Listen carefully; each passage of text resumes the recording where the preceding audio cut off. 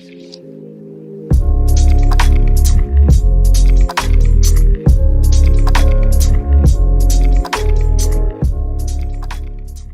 there YouTube lovers, my name is BB8 and today I'm going to rank every 2020's animated Disney movie from worst to best.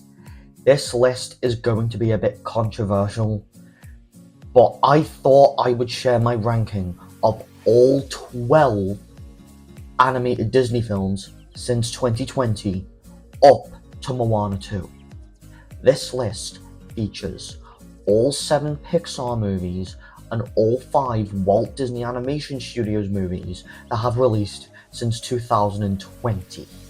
So, without further ado, let's get into it, shall we? In last place, at number 12, we have Turning Red. I know what you're thinking. How have I ranked a movie lower than Lightyear and Wish? Aren't those the 2 most hated of the decade? Well, hear me out. Without being biased towards Turning Red, the reason why it ranked last for me is just because I found Turning Red really difficult to get into. I couldn't get into the story since it's about Maylin Lee using her panda powers to her advantage to save up for concert tickets, and that's literally it. There's nothing else to say about the plot than that sentence. The animation wasn't bad, but in comparison to Lightyear, it isn't quite there. I think the animation quality is comparable to Wish Dragon from Sony Pictures Animation. The characters had nothing interesting about them to make me connect with them, especially May. I'm not saying Turning Red is devoid of quality aspects, and even movies I didn't like Turning Red, which is like a 4 out of 10 movie, I can find something to compliment about it. I like the panda folklore in the movie.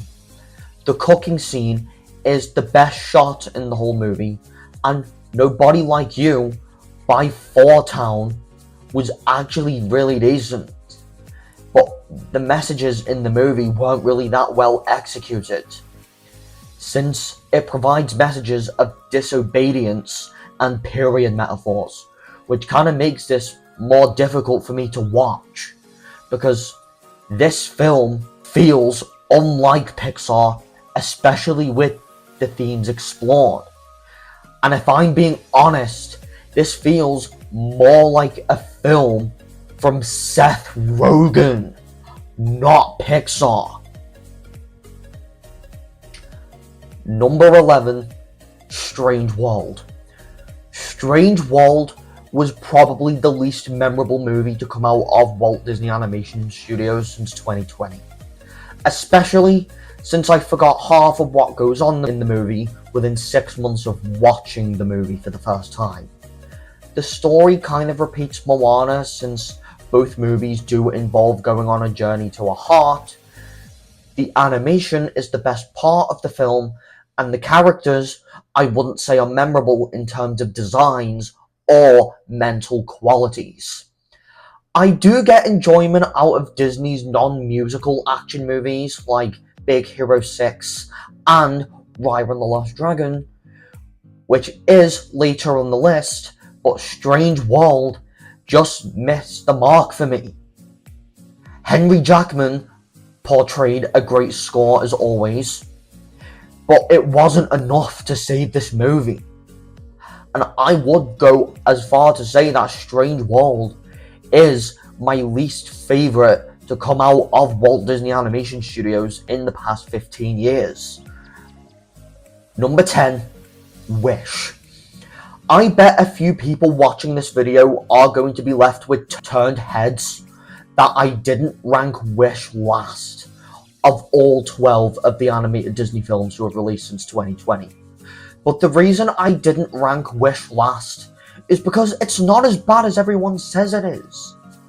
Yes, the story does have issues with the pacing, where the first act felt a bit slow, but didn't become enjoyable until Star entered the scene and Valentino started to talk.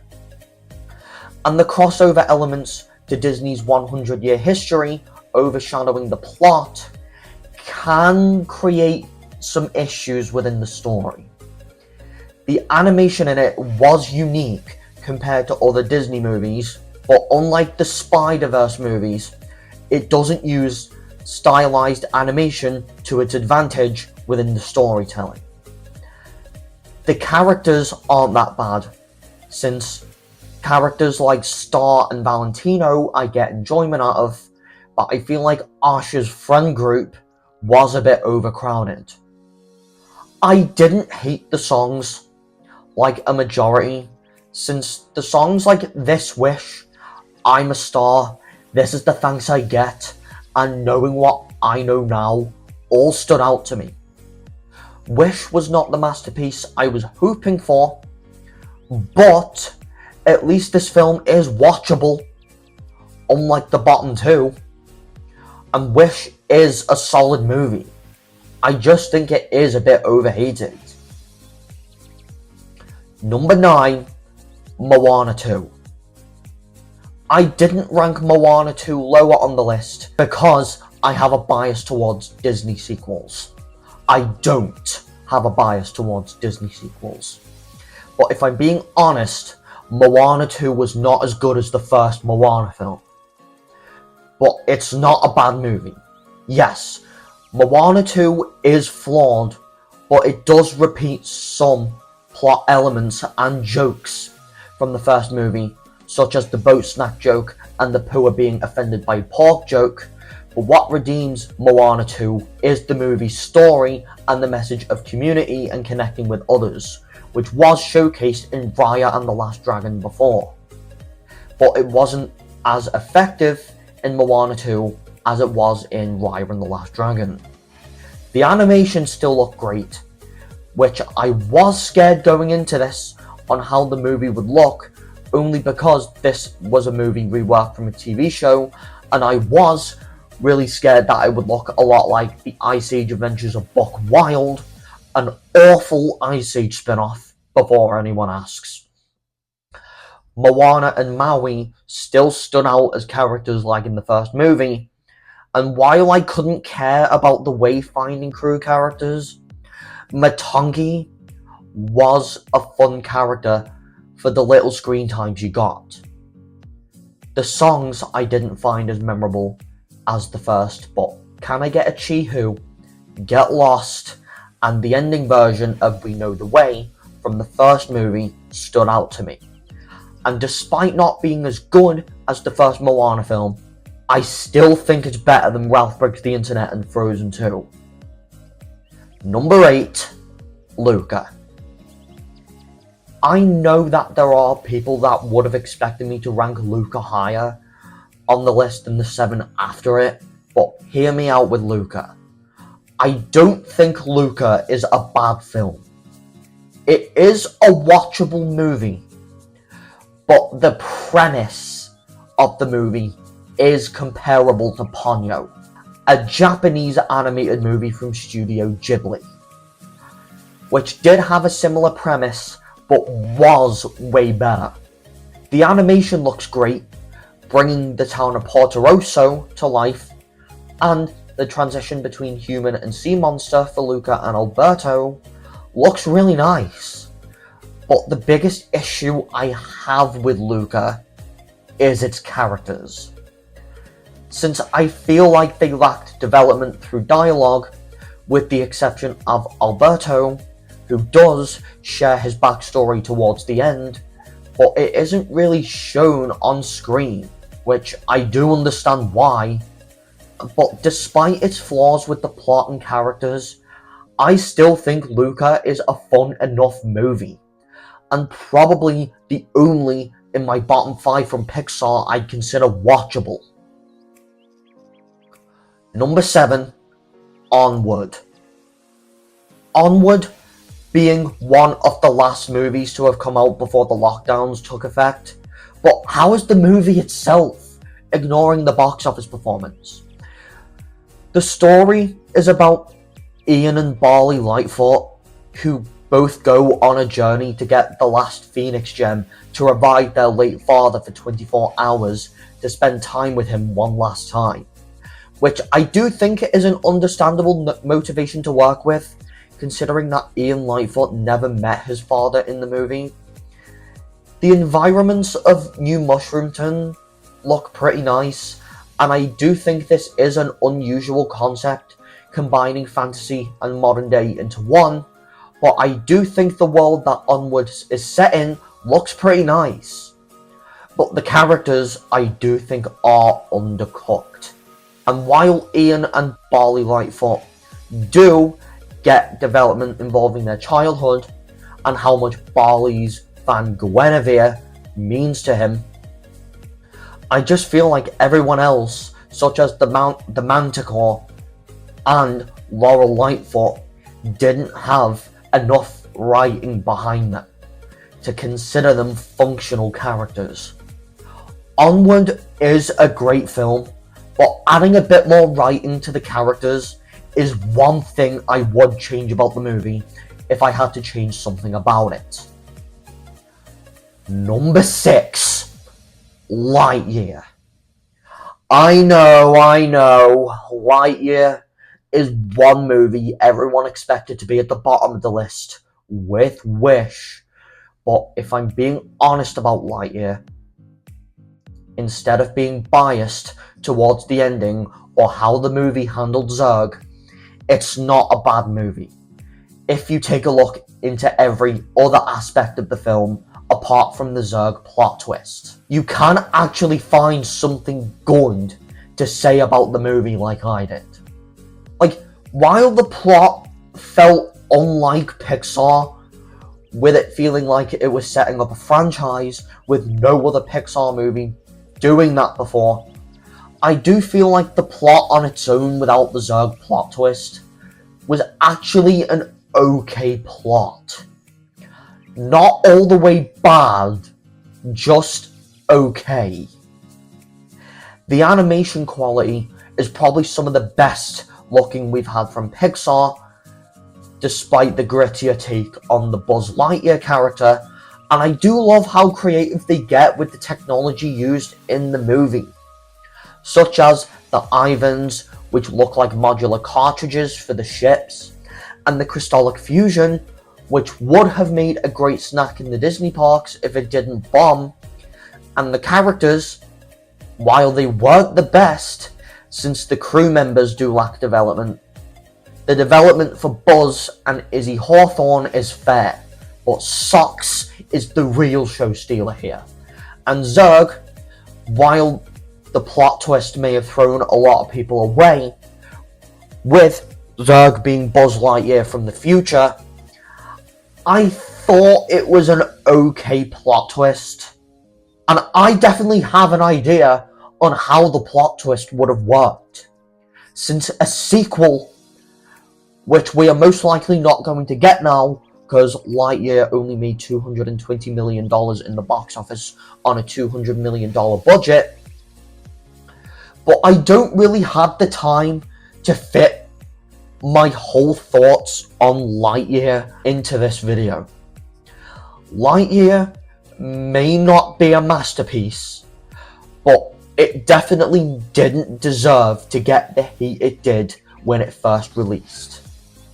That hate should have gone towards Turning Red instead.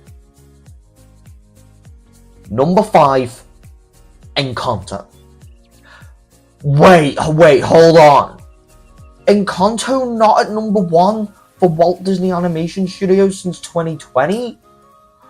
Well, don't forget, they've released 5 movies since 2020, and 3 of them were ranked below Encanto. But what's the last one?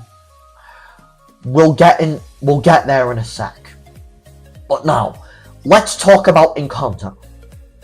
The story may not be as fleshed out since it mainly just showcases the Madrigals showing off their powers, but the story does a great job at showcasing the struggles of each member of the Madrigal family as the film goes on. The animation looks really stunning, especially with how the Madrigal house is animated, and the fireworks make the movie look more stunning and vibrant.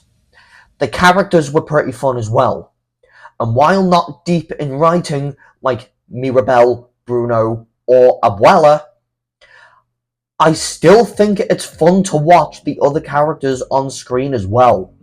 And the songs have come away as bangers, like Surface Pressure, We Don't Talk About Bruno, and The Family Madrigal.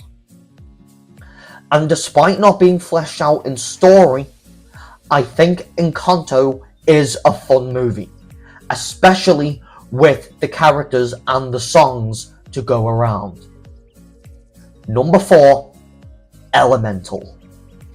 I feel a bit weird ranking Elemental this far on the list, because Elemental does have a lot of elements that I really like.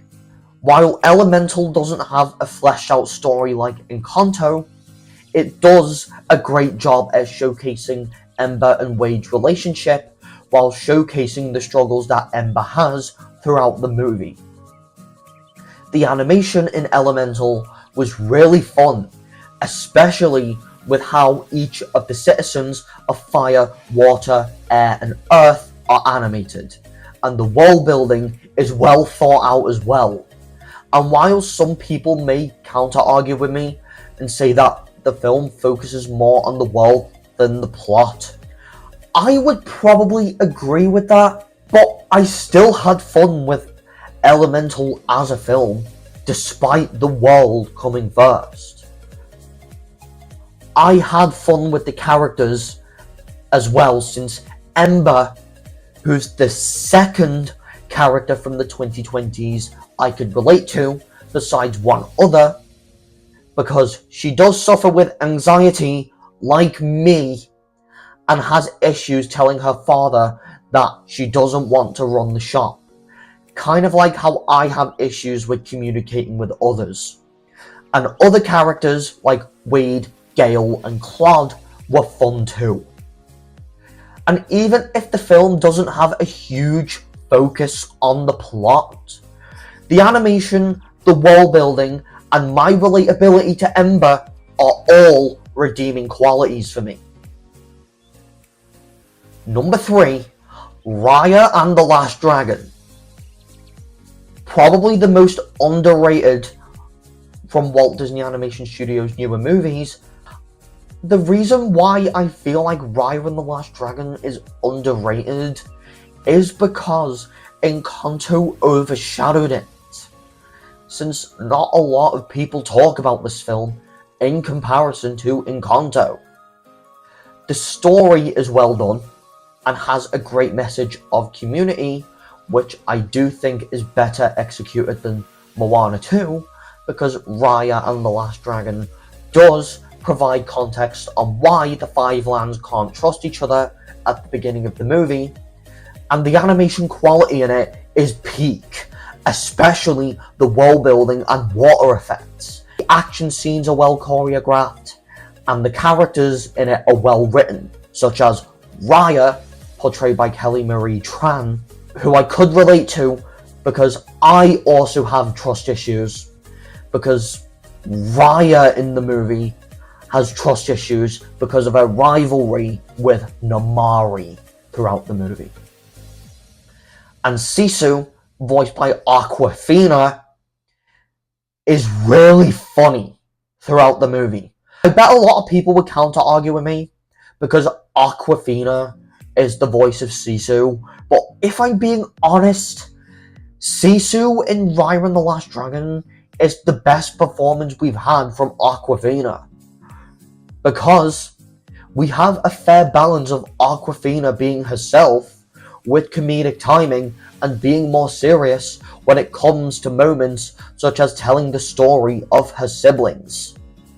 I know Encanto got more attention than Raya and the Last Dragon, but I think Raya is better because I feel like it has a more fleshed out story and deeper characters than Encanto does. If I probably had to say which Disney film I wish got more attention than it did, it's probably Raya and the Last Dragon, because I love this movie. I just don't get why people have forgotten about it. Number 2, Inside Out 2. Surprisingly, Inside Out 2 was not just another Pixar sequel, but a rare Pixar sequel that's actually on par with the first movie from 2015. The story, while it does slightly mirror the first film, the themes are different. Since the movie focuses on puberty, but unlike Turning Red, they actually got the puberty themes right, since it focuses on the emotions like anxiety than periods. The animation is on par with other modern Pixar films, while also taking a spin on characters like Bluefy and Pouchy, who have a hand-drawn cartoony animation style, while Lance / Blade is animated like a PlayStation 1 character, which does make their characters feel more authentic. And it's not just the characters as well. Inside Out 2 does a really good job at expanding the world the first film provided to us, which I didn't have a clue on how they were going to do that before going into the movie. But elements like the Vault of Secrets, the Rumor Mill, the Paradise of Careers, the Brainstorm, and Anxiety's projection system all add fun aspects to Riley's mindscape. And it is a shame that some of my favourite concepts didn't make it into the final movie, like the Bad Ideas Market and the SS Brain Fart. And the new emotions were fun as well, like anxiety, envy, ennui, and embarrassment. And number 1 on the whole list, number 1 out of all 12 animated Disney films since 2020 has to go to Soul. This film isn't really talked about either, but Soul has a really great message. Like, the story has a strong theme of being you, especially since we follow Joe Gardner's passion for music throughout the movie, and how and what it means to actually be yourself. The animation in it was amazing, and I do like the Inside Out style animation they went for in The Great Before.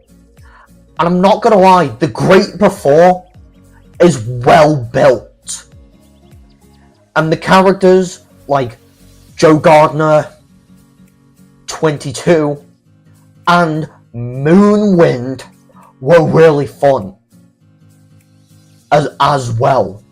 And the score in the film is really emotional as well.